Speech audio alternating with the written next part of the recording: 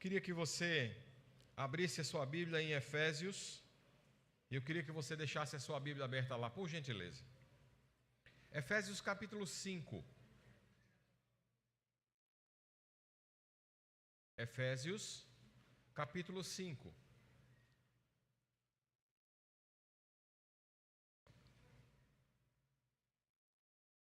Pode colocar o tema, Isaac, por favor? A gente vai ler o texto daqui a pouquinho.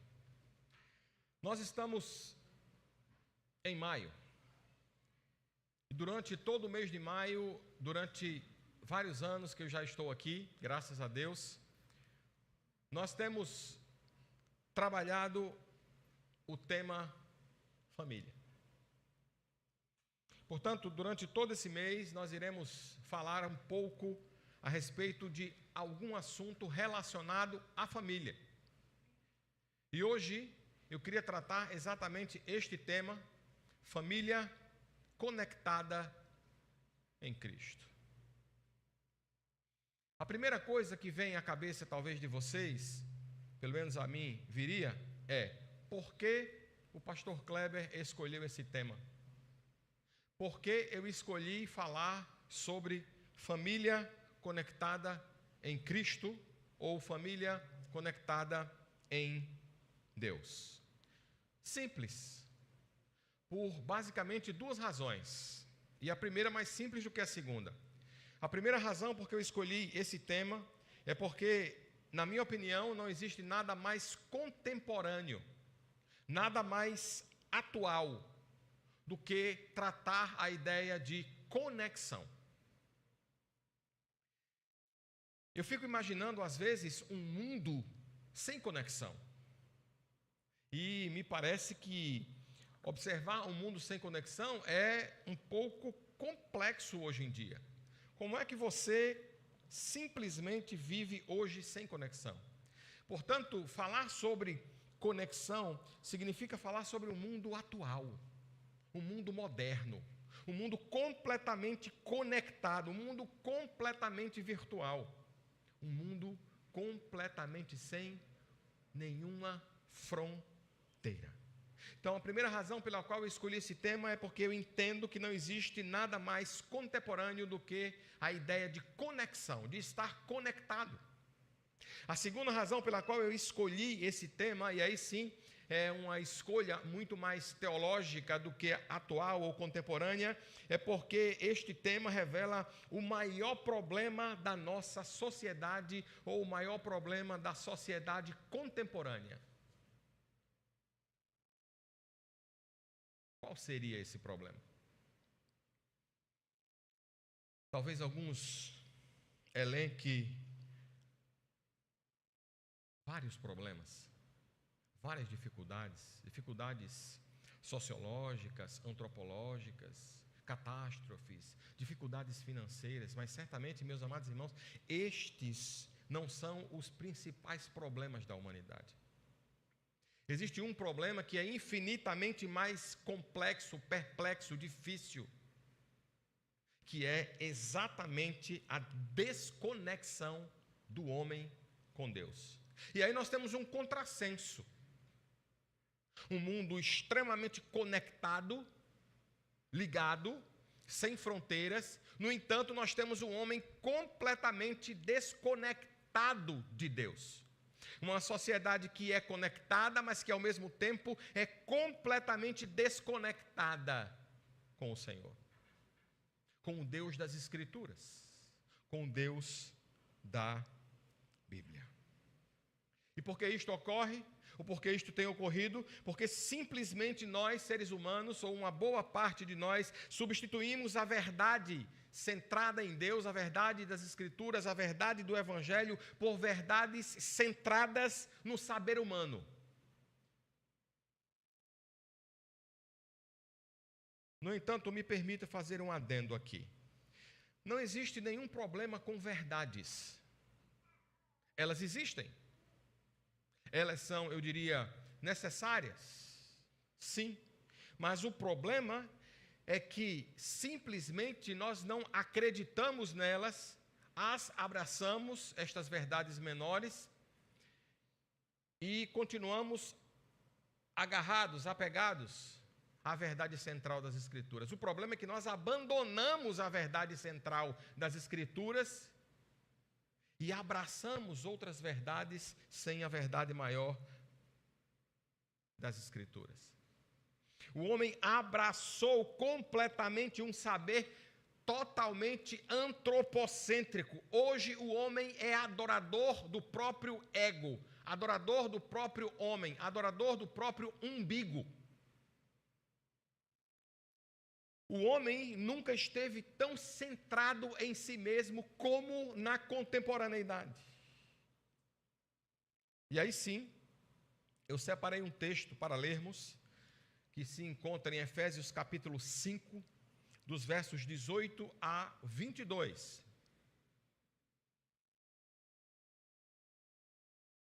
E eu queria que você acompanhasse comigo, aí na sua Bíblia, Efésios capítulo 5. Efésios capítulo 5, a partir do verso de número 18.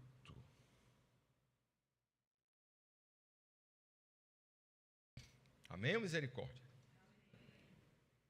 Efésios capítulo 5, versículo 18 diz assim, Paulo escrevendo aos irmãos da igreja de Éfeso: não se embriaguem com vinho que leva à libertinagem, mas deixem-se encher pelo Espírito, falando entre si com salmos, hinos e cânticos espirituais, cantando e louvando de coração ao Senhor, dando graças constantemente a Deus Pai por todas as coisas, em nome de nosso Senhor Jesus Cristo. Sujeitem-se uns aos outros por temor a Cristo. Mulheres, sujeite-se cada uma a seu marido, como ao Senhor, pois o marido é o cabeça da mulher, como também Cristo é o cabeça da igreja, que é seu corpo, do qual ele é o Salvador. Meus queridos e amados irmãos, eu imagino que na sua cabeça esteja passando um filme, porque o pastor Kleber escolheu Efésios capítulo 5, 18 a 22, para falar sobre família conectada em Cristo. Eu escolhi esse texto exatamente por duas razões. Hoje eu estou muito platônico, dualista, né? Por duas razões. Primeira razão, para corrigir um erro. O meu intuito nesta noite é tentar corrigir um erro que às vezes nós cometemos. Todos nós sabemos, e vocês sabem, que a nossa Bíblia ela é dividida por assuntos. E se você olhar aí na sua Bíblia, você vai ver que no versículo 18, pelo menos na minha Bíblia aqui, que é a NVI, tem. Versículo 15 tem vida, um título que é Vida em Comunidade. E no versículo 22 tem deveres conjugais. O que é que nós fazemos? Nós levamos esses temas como se eles fossem inspirados, e eles não o são. Então nós precisamos corrigir um erro. Que erro é este que nós precisamos corrigir? Uma ruptura promovida por nós que não existe entre os versículos 21 e 22. O versículo não acaba, o texto não acaba, o assunto não acaba no versículo 21. Ele invade o versículo 22, mas aparentemente passa para nós uma ideia de que Paulo está abordando assuntos completamente diferentes. O versículo 21, do 15 ao 21, ele está falando sobre algo, sobre um assunto específico, objetivamente, e a partir do versículo 22, ele está começando um outro assunto. Não, definitivamente não. E nós pretendemos provar isto para vocês nesta noite. Então, eu escolhi esse texto primeiro para corrigir este erro.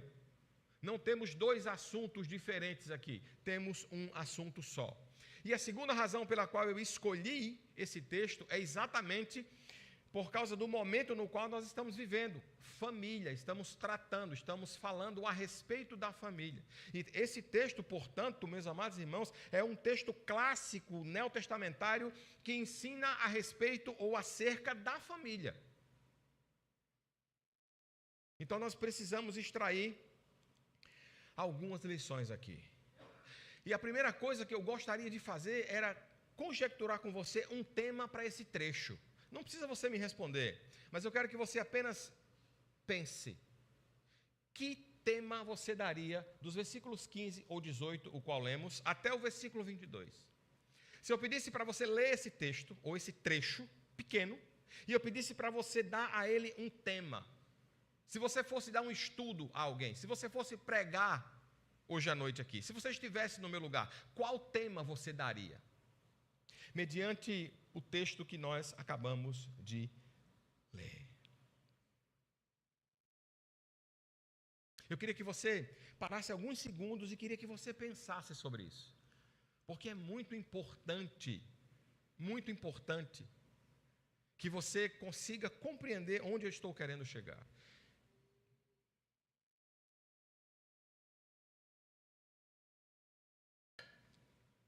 O texto começa dizendo que nós não devemos nos embriagar. E o texto termina falando sobre relação familiar. Percebe como nós rompemos? Como nós erramos? Como nós separamos? Como nós dividimos o texto? De modo que nós não conseguimos elencar um tema. Mas, meus amados irmãos, dos versículos 15 ou 18 até o 22, o que Paulo está falando é a respeito da plenitude do Espírito e vida familiar. E a coisa mais interessante, a sacada de $1 milhão é exatamente esta: exercer a plenitude do Espírito Santo onde? Na família. Nós precisamos entender isso. Aqui existem muitas lições, mas uma lição muito importante é constatada aqui.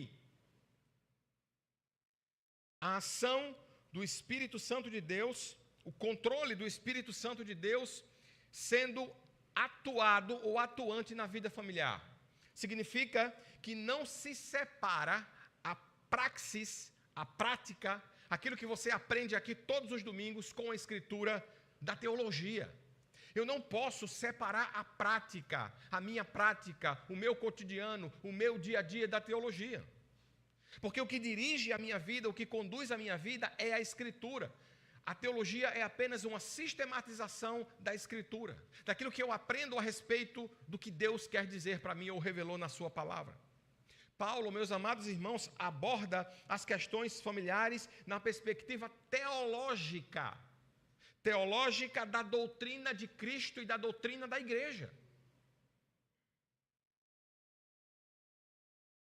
Ele nos ensina como devemos viver. Ele nos ensina como devemos agir. Ele nos ensina qual deve ser o nosso modus operandi.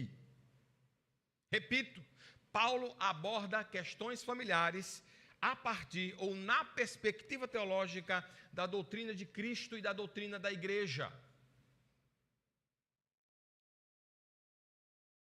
E daí? A partir dessa verdade exposta pelo apóstolo Paulo, eu gostaria de falar com os irmãos hoje à noite duas conclusões às quais eu cheguei. Continuo sendo platônico, dualista.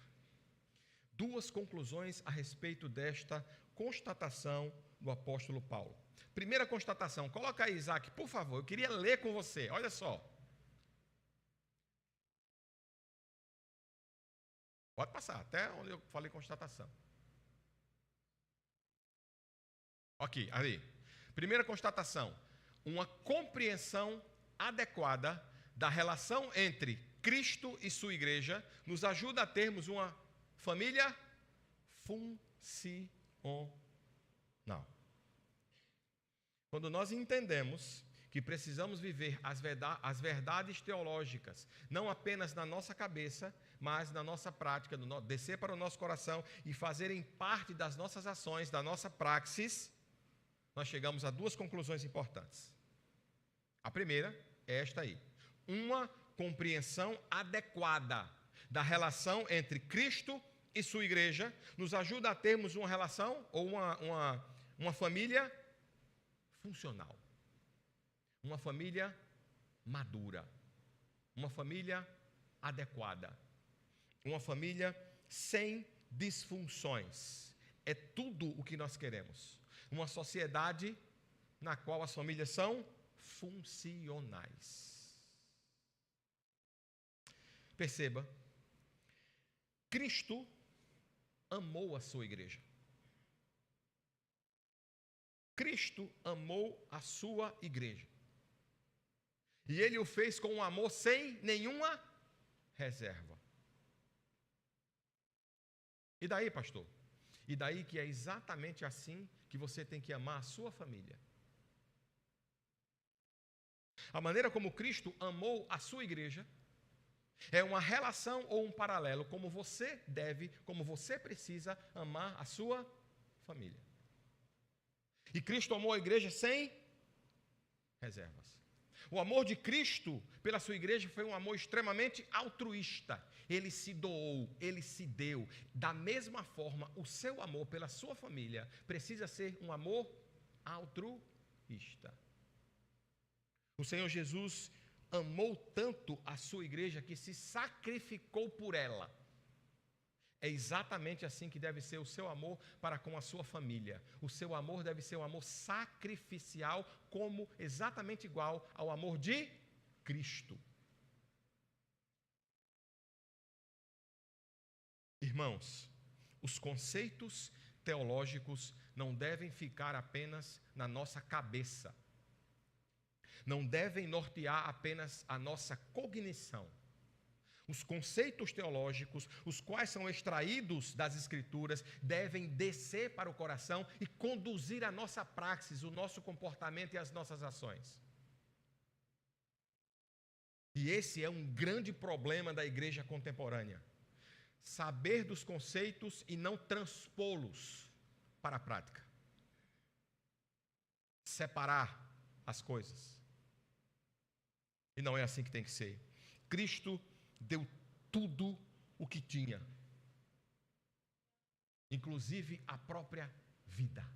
Cristo abriu mão da presença eterna do Pai para habitar entre os homens. Tudo isto pelo bem da igreja. Meus amados irmãos, esse é o padrão, diz Paulo, escrevendo aos Efésios, de um marido em relação ao amor por sua esposa, por sua mulher. E quando um homem ama a sua esposa como Cristo amou a igreja, ele se torna exemplo para os seus filhos. Ele se torna padrão para o seu próprio lar. De modo que a sua filha, seja ela mais nova, mais velha, tenha você sempre como um padrão. Que o seu filho, minha irmã, tenha você sempre como um padrão. Eu quero uma esposa como a minha mãe para cima. Eu quero um esposo como o meu pai para cima e não para baixo. Você, meu irmão, você, minha irmã, é o padrão. Como a gente costuma dizer, você é a régua de medir. Então, se o seu padrão é muito baixo, provavelmente a sua filha vai arrumar um marido muito ruim. Se a mãe também é muito ruim, provavelmente o seu filho vai arrumar uma esposa muito ruim. Porque o padrão dele é baixo. Porque a nota que ele vê em você é 5,5, é 6. Quando na verdade a nota deveria ser 9, 9,5, 9,8.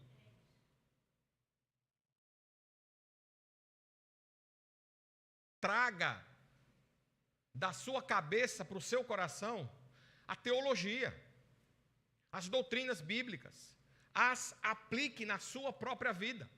Isso é fundamental. Elas não foram escritas e registradas apenas para ficarem na sua cabeça, para fazer você um homem cognitivamente inteligente. Não. Mas elas precisam descer para o seu coração. Uma segunda conclusão, meus amados irmãos, importante que está aí. Somos enchidos, e depois eu vou dizer porque eu usei enchidos e não cheios, pelo Espírito para vivermos uma vida espiritual apropriada no ambiente familiar. Veja, quando foi que você já viu ou já ouviu algum pastor falar sobre plenitude do Espírito e ambiente familiar? Geralmente se divide. Por isso que eu fiz questão de começar corrigindo o erro. Porque é um erro. Somos enchidos. É interessante quando a gente analisa o texto de uma maneira mais minuciosa e a gente percebe que a voz do verbo, desse verbo encher-se do Espírito, está na voz passiva. Significa que quem nos enche, ou quem atua, quem opera sobre nós é o Espírito Santo de Deus. Ele é o agente da transformação, ele é o agente do enchimento. No entanto,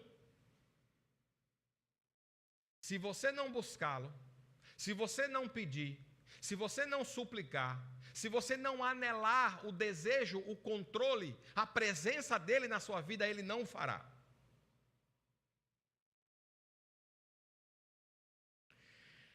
Porque estamos sendo, ação durativa e linear no grego, enchidos constantemente, todos os dias, a todo momento, a cada instante pelo Espírito Santo de Deus. Porque o Espírito está enchendo você. Para que você viva uma vida apropriada. Uma vida decente no ambiente familiar. Para que você não tenha uma vida na igreja e uma vida ruim em casa. Para que você não tenha uma vida na igreja e uma vida de mau ou péssimo testemunho no trabalho. O Espírito Santo de Deus quer encher cada homem com a sua presença. De modo que cada canto da sua alma seja repleto, cheio, completo do Espírito Santo de Deus. Perceba, é aqui que Paulo dá a maridos, esposas, pais, filhos, empregados, patrões, as instruções que devem nortear esses relacionamentos. Como eu devo tratar a minha filha? Como eu devo tratar a minha esposa? Como a minha esposa deve me tratar? Como a minha filha deve tratar os pais dela?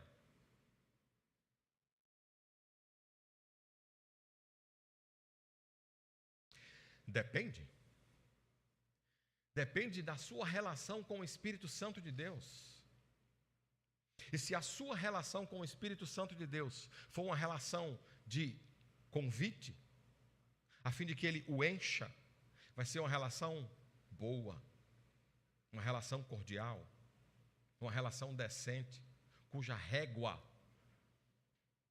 é aqui.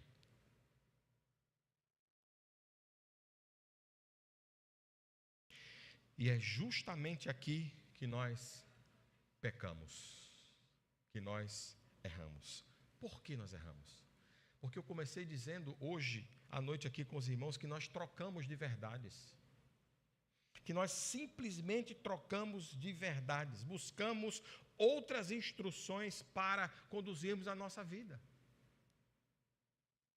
A Escritura, meus amados irmãos, infelizmente não norteia mais a vida de muita gente, inclusive crentes. Desconectamos-nos da verdade bíblica, a qual nos ensina que, se quisermos viver uma vida familiar plena, precisamos ser cheios do Espírito. O enchimento do Espírito nos capacita a vivermos uma vida feliz dentro do lar. Todas as vezes que a infelicidade se instala no lar, é porque a atuação do Espírito Santo é fraca. É porque você está vazio do Espírito. É porque o Espírito não está tomando conta de você. E, se tivermos sucesso no ambiente familiar, teremos sucesso em qualquer lugar. Eu sempre digo que o lugar mais difícil de ser crente é em casa.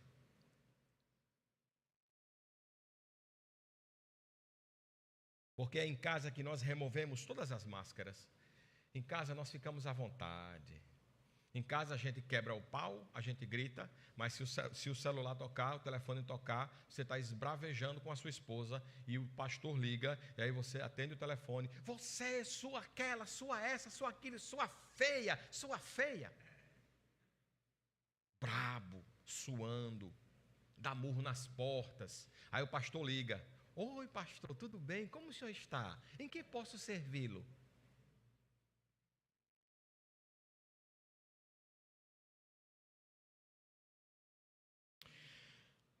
Se tivermos sucesso na vida familiar, se formos corretamente admirados e respeitados pelos nossos de dentro de casa, nós teremos sucesso em qualquer lugar. E só é respeitado e amado quem é admirado. Eu duvido que você ame a quem você não respeita. Duvido.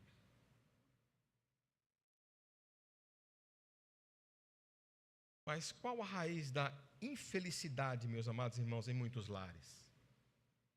Qual a raiz da infelicidade em muitos lares? Em muitas casas. Eu queria que você lesse comigo Mateus capítulo 19. Eu queria ler com você apenas um versículo, o verso de número 8. Pode passar aí, Isaac, por favor. Diz assim: Jesus respondeu: Moisés permitiu que vocês se divorciassem de suas mulheres por causa da dureza de coração de vocês. Mas não foi assim desde o princípio. Porque muitos lares são simplesmente destruídos. Porque eles têm muito mais de vocês do que do Espírito Santo.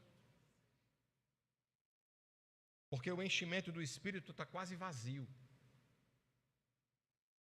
Porque a cota está seca. Porque o life está quase zerado do Espírito Santo de Deus. Quanto menos do Espírito, mais dureza de coração. Quanto menos do Espírito, mais dificuldade de perdoar.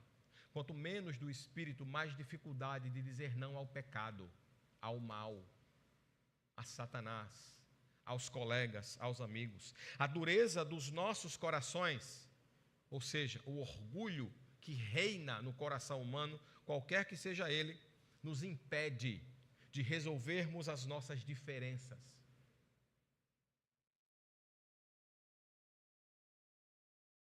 E, consequentemente, nos impede de prosseguirmos. As orientações de Paulo para que os maridos amem as suas esposas, como o texto nos ensina, e estas, por sua vez, sejam submissas aos seus maridos, tem uma finalidade: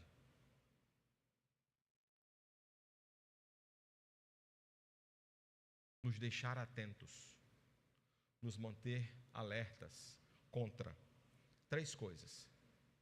Primeiro, o egoísmo. Segundo, a rebeldia. E terceiro, o orgulho. Mais uma vez, só dá a vida quem ama. E quando você ama, com o amor que Cristo amou a igreja, não existe lugar nem para o egoísmo, nem para a rebeldia e nem para o orgulho. Só se submete quem ama. E quando você se torna uma mulher submissa ao seu esposo, não existe egoísmo, rebeldia ou orgulho. Meus amados irmãos, só existe uma maneira de impedir que o egoísmo, a rebeldia e o orgulho, que esses sentimentos vis, tragam infelicidade para dentro do nosso lar. Um único jeito, uma única maneira, é sendo cheio do Espírito Santo de Deus. Quanto tempo faz que você não se debruça sobre os seus joelhos, que você não se curva, que você pede ao Espírito Santo de Deus para que transforme você, para que encha você.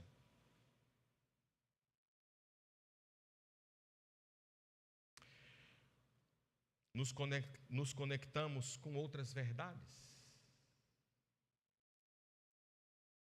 Por que seu casamento acabou? Ah, pastor, incompatibilidade.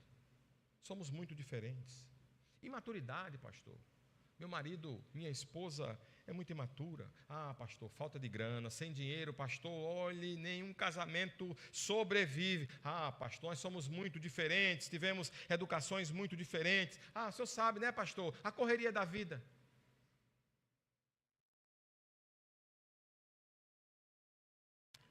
O fracasso de um casamento se dá porque perdemos completamente a perspectiva de que não andar no Espírito Santo de Deus é a verdadeira raiz da nossa infelicidade.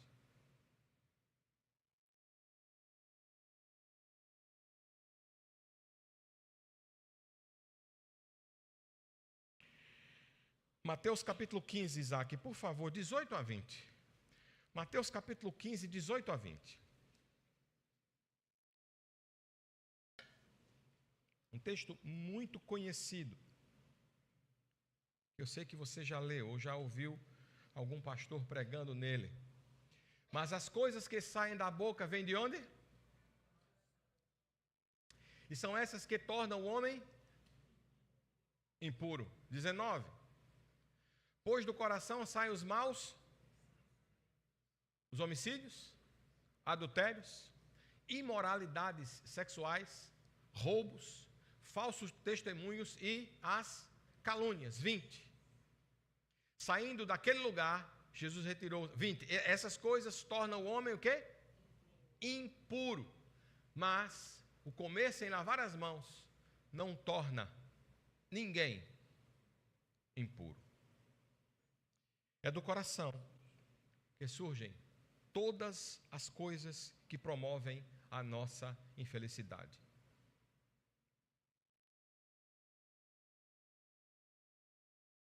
Um casamento infeliz, um lar infeliz, tem a coparticipação de todos. Seja 10% de um, 20% de outro, 30% de outro, 40% de outro. Ah, pastor, eu me separei do meu marido. Ah, pastor, eu me separei da minha esposa. Ah, pastor, eu abandonei os meus pais.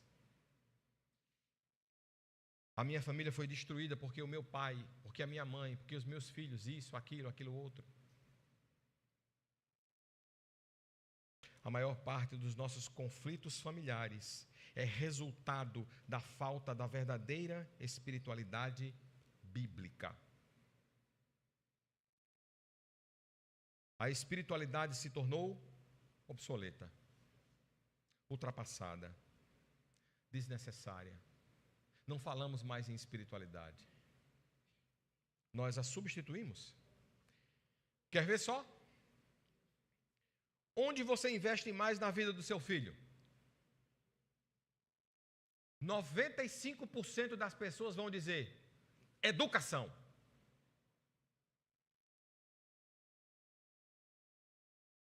Paguei as melhores escolas, pastor.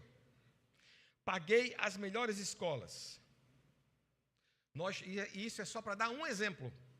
Eu não posso dar 8 exemplos aqui. Um exemplo. Trocamos a espiritualidade pela educação. O seu filho não pode faltar um dia de aula, mas o culto, não, a escolinha ele pode faltar 3 semanas, não tem problema nenhum. Você já deve ter ouvido a frase: a herança que eu vou deixar para os meus filhos é a educação. Observação. A educação, em todas as suas formas, é uma bênção. Ser culto é ótimo. Sofredor, mas ótimo. Os que conhecem mais sofrem muito mais. Ser inteligente é ótimo. Saber muitas coisas é ótimo. A educação, sem dúvida nenhuma, em todos os aspectos, é uma benção. Mas a educação não tem poder contra o pecado, contra o mal que habita dentro de você. A educação não extirpa o pecado. A educação não arranca o mal. Ela não é capaz de substituir o poder do Espírito Santo de Deus. Ela não é capaz de fazer duas pessoas completamente diferentes e carnais, sem a presença do Espírito Santo de Deus, viver debaixo do mesmo teto.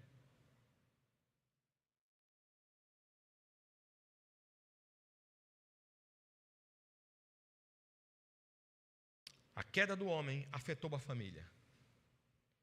E é nela que vemos a manifestação mais hedionda do pecado. Como vimos no texto, adultério, abandono, desprezo, abuso, mentiras, violências.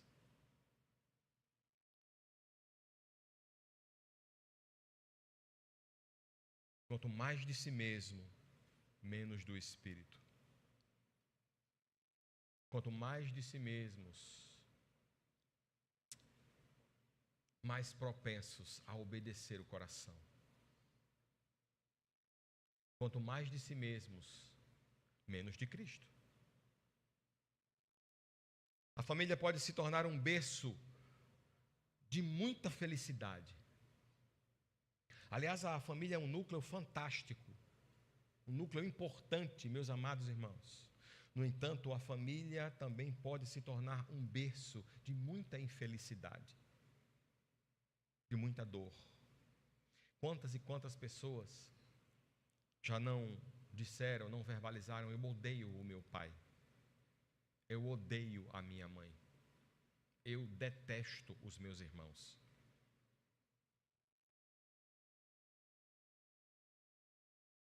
Mas alguém cuja vida é cheia do Espírito Santo de Deus não é uma pessoa ou não vive uma vida dissoluta, isso é, desregrada. Uma vida, ou alguém cuja vida é cheia do Espírito, é alguém de fácil convívio.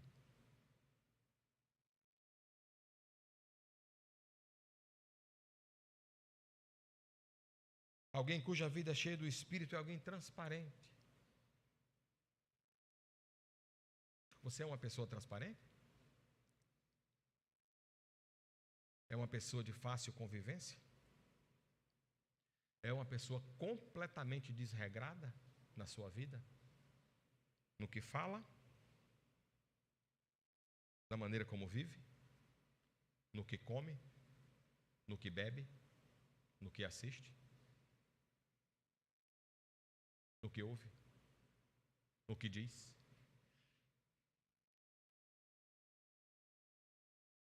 Não há nada melhor para uma família do que o nível de espiritualidade de seus membros. A verdadeira comunhão com Deus não é induzida por embriaguez, mas pelo Espírito Santo de Deus. Ninguém vai conhecer mais a Deus, ninguém vai ser cheio do Espírito, ninguém vai ser mais espiritual se tomar uma coisinha, uma bebidinha, um chazinho, para ter alucinações, para estar mais perto de Deus. Nós não precisamos de nenhuma bebida, nós não precisamos de nenhum cigarrinho, nós não precisamos de nada para ter o Espírito Santo de Deus como aquele que dirige a nossa vida, para sermos seres espirituais. Não precisamos de nenhum entorpecente para nos fazer ter visões, vermos anjos.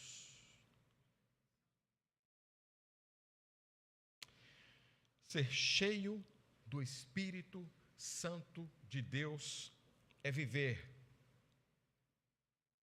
sob, isto é, debaixo da constante influência do Espírito Santo de Deus. Capítulo 5 de Efésios, verso 18. Não se embriaguem com vinho, que leva a libertinagem, mas deixem-se. Em outras traduções diz, enchei-vos, como se fosse a ideia de que eu me encho. Não. Eu deixo, eu permito, porque eu sou passivo nessa ação, que o Espírito Santo de Deus me encha. Quando? Sempre. Por isso que eu disse a vocês que a ação do verbo é durativa e linear. Porque a ideia é que o tempo todo eu esteja sob influência.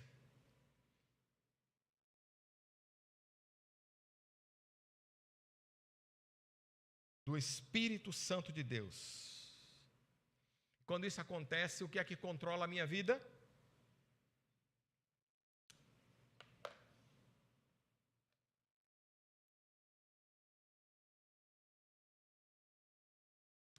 É isso aqui que controla a sua língua?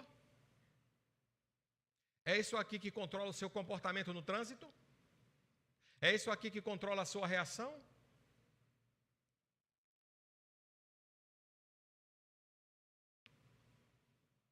Quanto mais o Espírito Santo controla as nossas vidas, mais espirituais somos.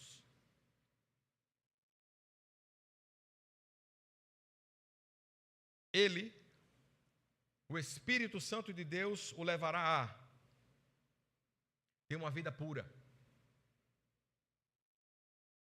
Em breve, muito em breve, nós começaremos uma série de de sermões falando sobre santidade, sobre santificação aqui na igreja. O Espírito Santo de Deus levará você a ter uma vida pura. O Espírito Santo de Deus levará você a morrer para si mesmo. Diga não ao orgulho. E quando você morre para si mesmo, dizendo não ao orgulho, o Espírito Santo levará você a render-se à vontade de Deus.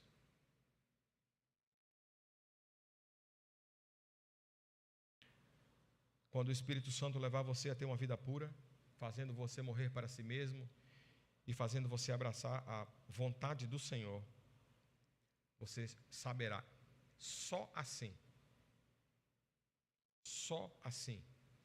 a depender de Deus, a depender do seu poder. Enquanto nós acharmos que podemos, enquanto nós acharmos que somos especiais, importantes, o poder de Deus não vai agir. Ele vai deixar você resolver. É por isso que muitas questões não são resolvidas nos relacionamentos. Porque elas não são entregues. Elas não são colocadas no altar do Espírito Santo de Deus. O Espírito Santo, portanto, não pode atuar. Porque você continua achando que você pode resolver. O que você vai colher é muito sofrimento, muita dor, muita tristeza, cada vez mais.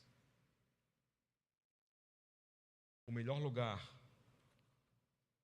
para estar, definitivamente, é ao pé da cruz. Que o Senhor nos ajude e que o Senhor nos ensine a sermos cada vez menores e a permitirmos que o Espírito Santo de Deus nos encha com o seu poder. Se assim for, certamente nós teremos uma família extremamente abençoada, uma família diferente, uma família que irá impactar a vida daqueles ao olharem para nós ou para a nossa família que ainda não conhecem o Senhor.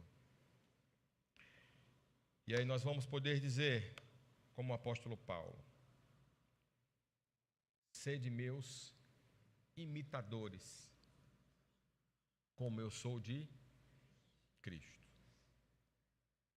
Mas a gente só pode afirmar isso se a gente abrir mão do nosso próprio eu.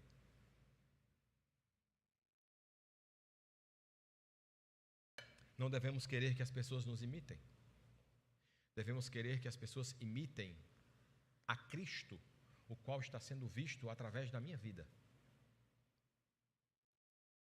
Aí sim, só assim, nós iremos ver pessoas sendo transformadas. Não tenha medo de perder o controle. Contanto que esse controle seja entregue nas mãos do Espírito Santo de Deus. É engraçado que as pessoas não têm medo de perder o controle para a ira.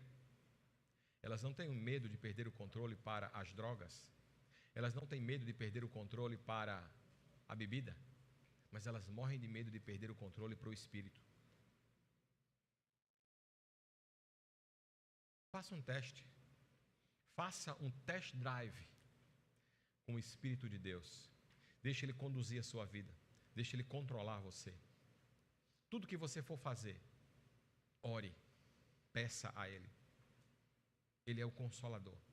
Ele é aquele que está entre nós para nos conduzir, para trilhar o nosso caminho em direção à eternidade. Amém? Eu queria orar agora. Queria que você se pusesse de pé.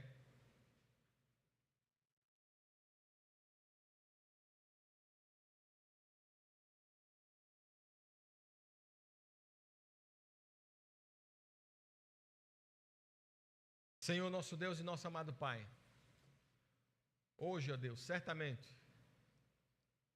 Teu Espírito Santo quer falar conosco. Ele quer habitar em nós. Ele quer nos encher. Ele quer ter o controle da nossa vida, porque Ele sabe que o melhor para nós é a direção dEle. Por isso, ó Espírito Santo de Deus, mais de Ti e menos de mim, mais de Ti e menos de nós. Que todas as nossas ações, reações, pensamentos, palavras, sejam controladas, dirigidas, influenciadas pelo Teu Espírito. E que assim, tenhamos uma vida, uma família conectada com Cristo, com a Sua palavra e com o Espírito Santo de Deus. É no nome santo, doce e precioso de Jesus, o qual oramos agora e para sempre. Amém e amém.